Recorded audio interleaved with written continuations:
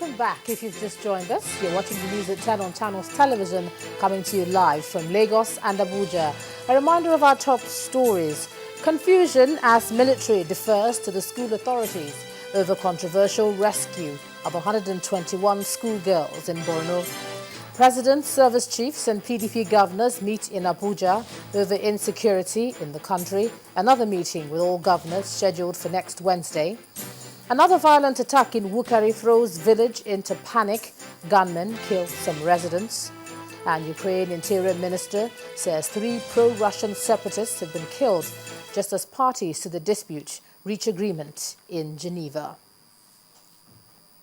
Now, a quick reminder to you that all our top stories are on our website, ChannelsTV.com, and on YouTube.com/channelsweb. To get us on the move, visit m.channelstv.com to view us live on your mobile device. You can also download the Channels TV app for Android, iOS and Windows phones from their respective stores. Of course, you can interact with the Channels Eyewitness feature on our Android and Windows 8 platforms.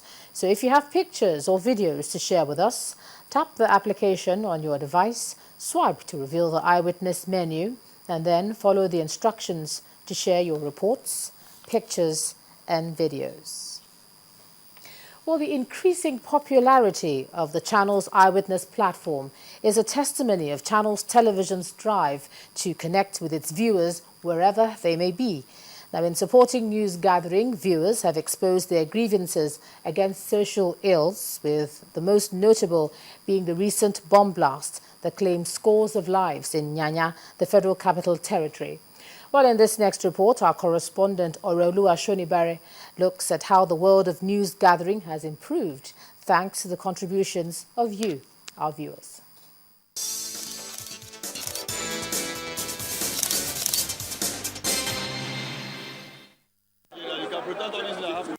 The nation was rudely awoken on Monday, the 14th of April, when a bomb was detonated at the Nyanya Bus Park in the Federal Capital Territory, Abuja, killing about 75 people and causing severe injuries to many others.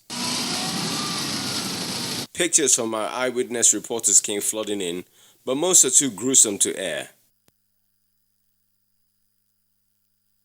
Those who survived the blast narrate the ordeal. My younger brother left home. He's coming to Nyanya Market because we have a shop in Nyanya Market here. So he come to the shop this early morning. So I was about to follow him to collect key. I was already on my way coming by this park here. The next thing was a bomb blast. Everybody was running. The innocent ones was dying up and down. I entered the vehicle. I collect my ticket. I entered the vehicle. Somebody says, let me just go and take water there. I don't know. I just step out, close the other side there. I just hear boom. Then, so what's happening? Before I know, I start people start running. Staying on security matters, here's another picture showing an execution of men suspected to be members of the Boko Haram sect. Although the executioners are clad in what looks like military uniforms, that they are has never been verified. Thankfully, it gets lighter with this picture of a smoking BRT bus on Ikorodu Road, Lagos. As we've had scenting before, here's another picture of a falling PHCN pole on Ogundero Street, New Bariga in Lagos. Complaints have been made to PHCN, and it is hoped that the authorities concerned will react swiftly. From the disheartening to the humorous, keep sending in the photos, and you can be sure that Channels Television will always keep to its word on airing them. Orolua Shonibare, Channels Television News.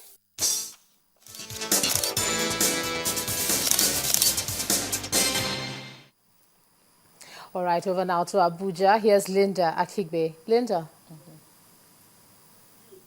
Hello, Ijoma, and welcome to the nation's capital. The Inspector General of Police, Mohammed Abubakar, today ordered a 24-hour surveillance in Wukari village and the entire Taraba state following the renewed violence which left 7 people dead. A quick intervention of the police today stopped the reprisal attacks by the youths in the town. The police engaged all the groups in the meeting, and it was resolved that the communities should live together in peace, even as they appealed to the state government to assist them in rebuilding their damaged houses. In the meantime, delegates from Taraba State at the National Conference have condemned the violent attacks in Wukari town in Taraba State and called on the president and security agencies to come to the aid of citizens in the area. The delegates explained that more lives may be lost if nothing urgent is done to address the situation.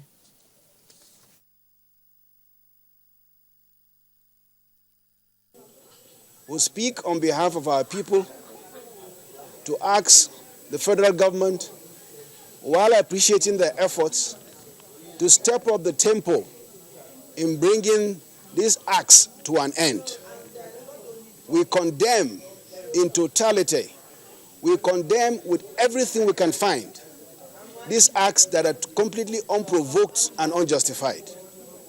Federal government and indeed the state government have a duty to protect innocent people carrying on their daily activities to earn a livelihood. These attacks and this violence, this unprovoked massacre of innocent civilians cannot be allowed to continue.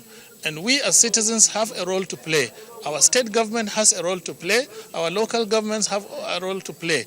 We want to engage the communities in a very positive manner so that there will be mutual trust and confidence, so that the security agencies will have our maximum cooperation by supporting their intelligence gathering efforts.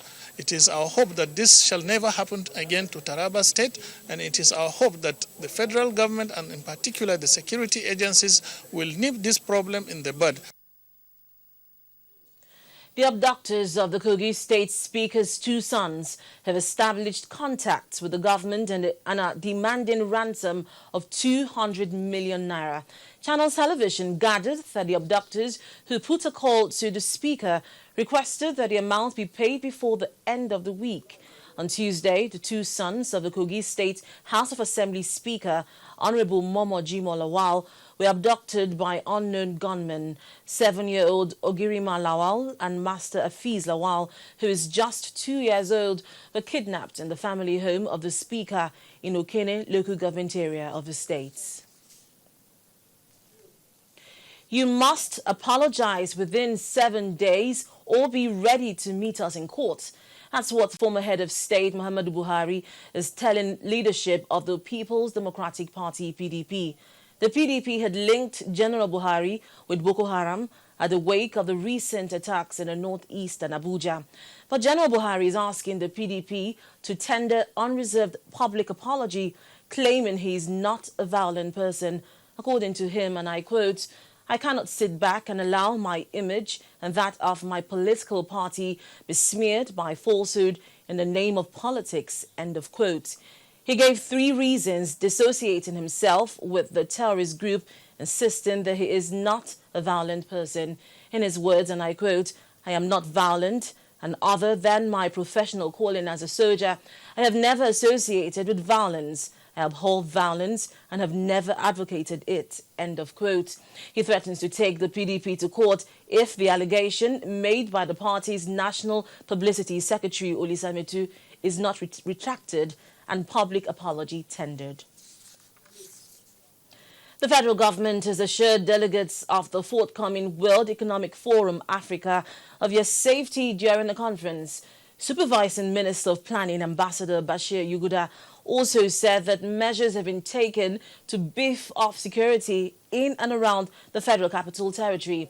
Ambassador Yuguda explains that some of the benefits of Nigeria hosting the conference includes increase in foreign direct investment and sustained economic development. He also appeals to Nigerians to support the federal government towards achieving adequate security in the country. I want to assure Nigerians, and we want to assure all the delegates coming for the World Economic Forum that adequate arrangements on the security is top on the agenda.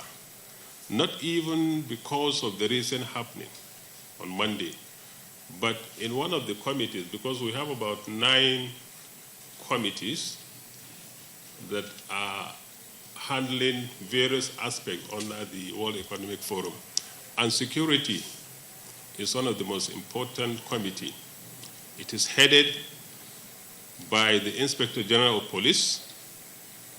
That goes to show the importance we attach to the security of the delegates coming, to ensure their safety, to ensure the safety of all Nigerians during and after and before the event. The Inspector General of Police is chairing this committee. I've had a meeting with him yesterday, and he did confirm to me that all security arrangements are in place.